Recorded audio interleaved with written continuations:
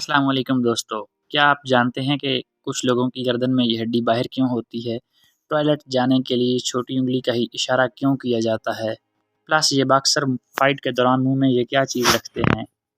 और हॉस्पिटल पर ये प्लस का निशान क्यों होता है? तो दोस्तों आज की इस वीडियो में मैं आपको कुछ ऐसे सुपर फैक्ट्स बताऊँगा जिनको सुनकर आप प्रो बन जाएँगे। तो चलिए शुरू करते हैं आज की वीडियो। दोस्तों आपने अक्सर नोट किया होगा कि हॉस्पिटल वगैरह पर या एम्बुलेंस पर इस तरह का प्लस का निशान बना होता है और हॉस्पिटल को इसी साइन की मदद से पहचाना जाता है। लेकिन क्या आपको पता है कि इस साइन का मतलब क्या होता है? दोस्तों आज से तकरीबन 100 साल पहले वर्ल्ड वार के दौरान स्विट्ज़रलैंड के डॉक्टर्स ने ज़ख्मी होने वाले लोगों तक रसाई करने के लिए ये साइन क्रिएट किया था। असल में ये साइन प्लस का नहीं था बल्कि क्रॉस का था। वो इस क्रॉस को अपनी गाड़ियों के ऊपर लगाकर ज़ख्मियों की मदद करने को जाते थे। इस साइन का मतलब ये होता था कि वो लोग जंग का हिस्सा नहीं हैं बल्कि ज़ख्मियों की इमदाद करने के लिए जा रहे हैं। इसीलिए इस क्रॉस वाली गाड़ी को कोई भी फ़ौजी नुकसान नहीं पहुंचाता था। और फिर हॉस्पिटल्स के ऊपर भी ये निशान बनना स्टार्ट हो गया और अब हर हॉस्पिटल के ऊपर ये निशान लाजमी बनाया जाता है। दोस्तों ये बात तो छोटे बच्चे भी जानते हैं कि अगर कोई आपको छोटी उंगली से इशारा करता है तो इसका मतलब क्या होता है। जब किसी इंसान को टॉयलेट जाना होता है तो वो अपनी लिटिल फिंगर से इशारा करके बताता है कि इसे वॉशरूम जाना है। लेकिन सोचने की बात यह है कि आखिर टॉयलेट जाने के लिए यही फिंगर क्यों यूज़ की जाती है। असल में इस साइन का आगाज़ इंडियन की हिस्ट्री से शुरू हुआ था।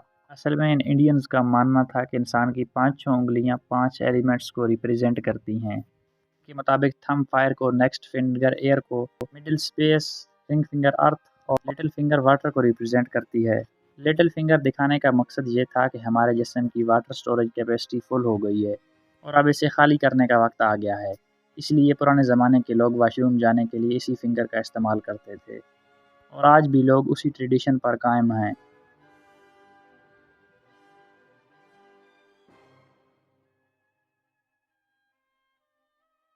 दोस्तों बिस्किट एक ऐसी चीज़ है जिसे हम तकरीबन डेली बेसिस पर खाते हैं।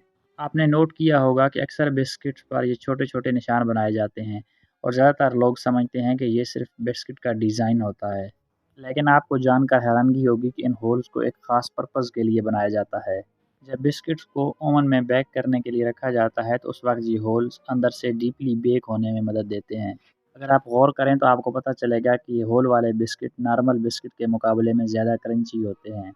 इनमें ये क्रंचीपन भी इन्हीं होल की वजह से होता है और इससे बिस्किट का टेस्ट भी बहुत अच्छा हो जाता है।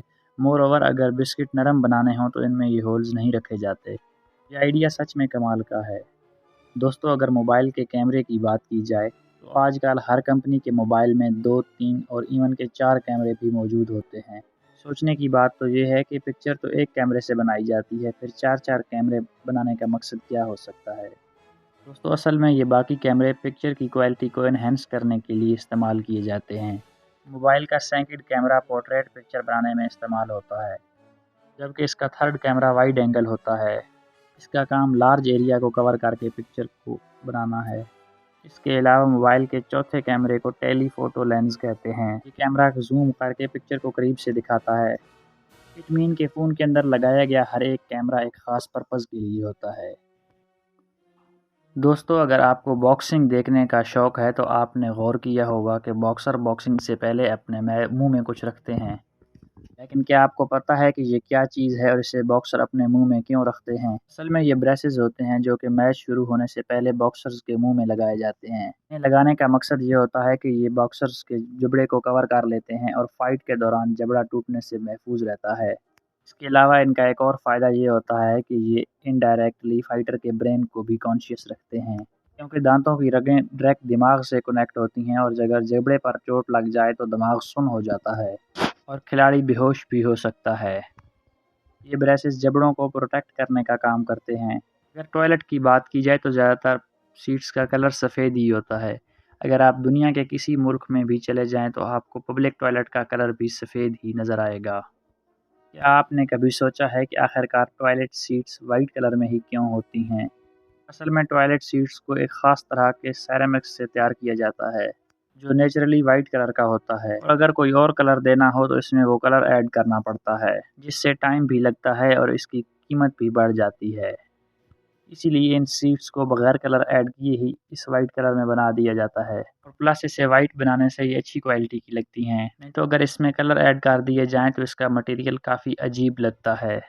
دوستو اگر آپ ایک آئی فون یوزر ہیں تو آپ جانتے ہوں گے کہ آئی فون کے کسی بھی ماڈل میں میموری کارڈ لگانے کی اسپیس موجود نہیں ہوتی، حالانکہ اس سے موبائل کی اسٹوریج بڑھ جاتی ہے، لیکن ایپل والے کبھی بھی ایس ڈی سلاٹ نہیں بناتے۔ لیکن کیا آپ نے کبھی سوچا ہے کہ ایسا کیوں ہوتا ہے؟ دوستو اس کے دو مین ریزن ہیں۔